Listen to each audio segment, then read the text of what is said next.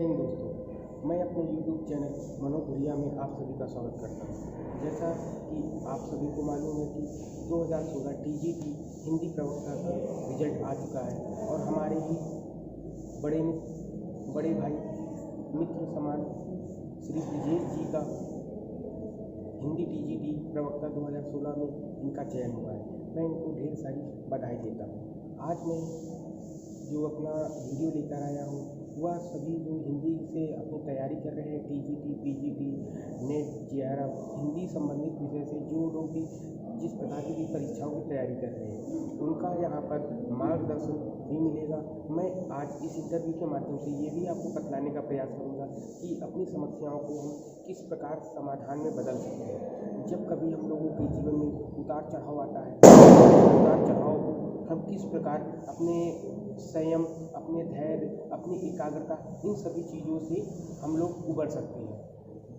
सबसे पहले मैं ब्रिजेश सर जी का हार्दिक स्वागत करना चाहूँगा। बहुत बहुत आभार मित्र और छोटे भाई अनूप हैं आप। मैं आपको अत्यधिक स्नेह करता हूँ और मैं आपको आप जो ये कार्यक्रम रखते हैं इसके लिए मैं सबसे पहले आपको आभार व्यक्त करना चाहता हूँ। और आभार के साथ साथ मैं ये बताना चाहता हूँ मित्र कि 2016 TGT में जो चयन हुआ है ये ईश्वर माता पिता की कृपा और हमारे साथ के जितने भी मित्र हैं आप जैसे सब लोगों ने मन से सहयोग किया। और मन से सहयोग करने का मतलब कि हम सब लोग पढ़ाई की बात करते रहे। जैसा कि आप परिचित हैं कि मेरा शेड्यूल जो है पिछले 10 से 3 कॉलेज में 5 घंटा देना, उसके बाद 5 घंटा ट्यूशन पढ़ाना, उसके बाद के बचे हुए समय में मैं अपनी तैयारी करता हूँ, हर वक्त लगा रहता हूँ।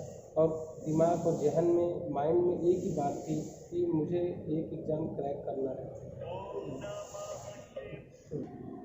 मैं ये बताना चाहता हूँ कि जो भी क्या कहते हैं प्रतियोगी परीक्षाएं होती रही मैं देता रहा, चाहे वो लेक्चरर्स से संबंधित रही हो। MP लेक्चरर्स में भी मेरी काउंसलिंग हो रखी है, अभी वहाँ पर है और उससे पहले मेरा यहाँ हो गया, इसलिए मैं बहुत प्रसन्न हूँ।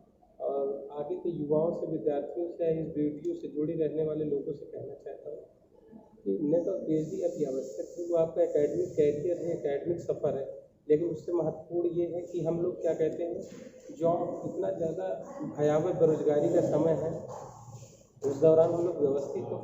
और हम यूपी की बात करें, भारत की बात करें, नौकरियों को भगवान की श्रेणी में रखा जाने लगा है। आम लोग इन प्रकार अगर कोई पा जाता है वो दूसरों से इस तरह का बिहेवियर या इस तरह का इन्वायरमेंट तैयार करता है जैसे लग रहा है कि अब दुनिया में अन्य लोगों के लिए कोई स्थान नहीं है। लेकिन मेरा मानना ऐसा है कि अगर जिस व्यक्ति को जिस चीज़ में इंटरेस्ट है वो कार्य करे। और दूसरी बात रही बात कंपटीशंस में पढ़ने की, तो आप अपना पूरा त्याग करके पढ़िए। अब मुझे तो समस्याएं थी इसलिए मैं पढ़ा के पढ़ रहा था, क्योंकि मेरे पीछे बैकअप करने का कोई नहीं था। मैं छात्र भी था, प्रतियोगी छात्र के रूप में, शादी हुई, मैरिड हूँ, तो पति के रूप में, माता पिता हैं बूढ़े 70-75 के। तो कहने का मतलब क्या है कि उनके लिए मैं केयर टेकर के रूप में मैं उनकी ऐसी मदद कर सकूँ, उन्हें कोई दुख ना हो सके। तो तमाम प्रकार की विसंगतियाँ हैं मेरे साथ, सबके साथ रहती हैं, लेकिन उस बीच में सभी के स्नेह और ईश्वर का आशीर्वाद, माता पिता का ढेर सारे उनके पुण्य कर्मों का ऐसा फल रहा है कि मैं 2016 की TGT हिंदी प्रशिक्षित स्नातक हिंदी में मैं चयनित हुआ। मैं मनोज जी से यही कहना चाहता हूँ। बहुत बहुत धन्यवाद सर आपने अपनी बातों को शेयर किया। अब हम सभी ये जानना चाहते हैं कि आपकी स्ट्रेटजी क्या थी, आपने किस पुस्तक का प्रयोग किया या फिर आपने कोई कोचिंग संस्थान भी ज्वाइन किया था और आपने किन किन किताबों को सबसे महत्वपूर्ण माना। ये मित्र मैं ये बताना चाहता हूँ कि न मैंने आज तक अभी कोचिंग की, 5 बार मैं लगातार नेट हुआ, मैं JRF नहीं हो पाया दुर्भाग्यवश, क्योंकि मैं पूरा अपना नहीं दे पाता था। लेकिन महत्वपूर्ण यह था कि मैं बिना किसी कोचिंग के और अपनी जो मूल पुस्तकें थी, चाहे वो डॉक्टर नगेंद्र की पुस्तक रही हो, चाहे रामचंद्र शुक्ल की हो रही हो, हिंदी साहित्य का संवेदना का इतिहास के नाम से जो पुस्तक रामस्वरूप चतुर्वेदी जी की वो पुस्तक रही हो, या फिर प्रतियोगिता साहित्य सीरीज की पुस्तकें रही हों जो अभ्यास के लिए, जो प्रैक्टिस पेपर के रूप में, और बाकी जितनी भी चीज़ आती रही, मैं शांति स्वरूप भटनागर की, पाश्चात्य काव्य शास्त्र की चीज़ें हैं, NCERT गृहस्थ छंद अलंकार की हिंदी साहित्य का इतिहास, और फिर जहाँ से भी हिंदी का कुछ भी मटेरियल मिलता है उसको मैं पढ़ने का प्रयास करता, अपने ट्यूशन पढ़ाने, अपने कॉलेज की दिनचर्या के पश्चात। और यही कहना चाहूँगा, अत्यधिक पुस्तकों से पढ़ने से अच्छा है कि आप एक ही किताब को कई बार पुस्तकों को पढ़ा जाए, तब आपको क्वेश्चन ज़्यादा अच्छे से होंगे। और दूसरा तथ्य यह है कि हम तनाव से मुक्त होकर के पढ़ें तो हमारा 2 घंटे का रेगुलर रूटीन भी बहुत बेहतर होगा। इसलिए मैं मनोज जी आपको फिर से आभार व्यक्त करते हुए कहना चाहता हूँ मित्र कि हमेशा हम लोगों को ये ध्यान रखना चाहिए, कम पुस्तकों को ही बहुत बार पढ़ने की पराकाष्ठा होनी चाहिए हर व्यक्ति को। निश्चित रूप से प्रतियोगिता प्रतिस्पर्धा में आप सफल होंगे। ये मेरा खुद का निजी अनुभव रहा और मैं यही व्यक्त करना चाहता हूँ। आपने बहुत अच्छी बातें बताई। आपने किन किताबों को प्रयोग किया अपनी पढ़ाई में, अपनी समस्याओं को समाधान कैसे किया, ये सब ठीक है। लेकिन सर एक क्वेश्चन हम सभी के मन में ये बनता है कि हम लोग विद्यार्थी जीवन में एकाग्र किस प्रकार रहें, क्योंकि उतार चढ़ाव तो आते रहते हैं, घर की समस्याएं भी आती रहती हैं, लेकिन एक चित्त एक भाव कैसे हम रख सकें, क्योंकि आज के वर्तमान समय में दौड़ भाग समय में काफ़ी समस्याएं बनी रहती हैं। तो एकाग्रता का कोई मंत्र है क्या आपके पास? मैं भी सभी आम विद्यार्थियों की तरह ही, कोई भी बदलाव नहीं है, लेकिन एक बात जरूर कहूँगा, अगर कोई विद्यार्थी नेट या PhD करके आना चाहता है तो मेरा बहुत सा निवेदन है कि वन टाइम सारी एनर्जी एक पत्थर पे लगाएंगे तो पत्थर एग्जाम रूपी जो कंपटीशन रूपी जो पत्थर है वो खिसक जाएगा। हम लोग सोचे थोड़ा सा ये थोड़ा सा ये थोड़ा सा ये ऐसा करने से कुछ नहीं होगा। और मेरे बड़े भाई के रूप में इंटर कॉलेज के प्रिंसिपल हैं और मेरे खुद के भाई एक हैं, मेरे मामा जी के बेटे ज्ञानेंद्र प्रताप सिंह, वर्तमान में श्रृंगी ऋषि घटवा करछना में आप प्रवक्ता में आसीन हैं। और हम लोग मामा और बुआ के रूप में दोनों लोग, हिंदी से मैं सहायक अध्यापक, वो भी आगे सहायक अध्यापक थे, उसके बाद में प्रवक्ता हुए। और एक हैं लालचंद इंटर कॉलेज के प्रधानाचार्य श्री PP सिंह जी, उनका बहुत ज़्यादा स्नेह रहा है। वो मुझसे हमेशा ही कहते थे, ब्रिजेश आप पढ़ाते हो, घर पे पढ़ाते हो, अच्छी बात, सब कुछ अच्छा है, लेकिन बिना सारी एनर्जी अगर आप एक जगह नहीं लगाओगे तो फिर कोई कंपटीशन क्रैक नहीं होगा।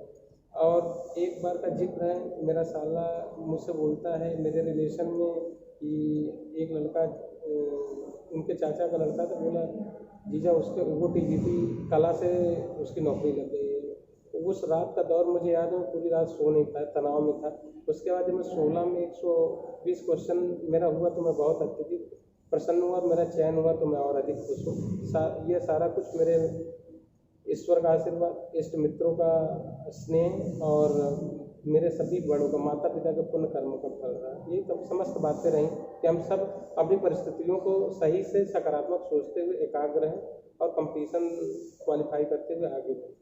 यही सब है मतलब। बहुत बहुत धन्यवाद सर।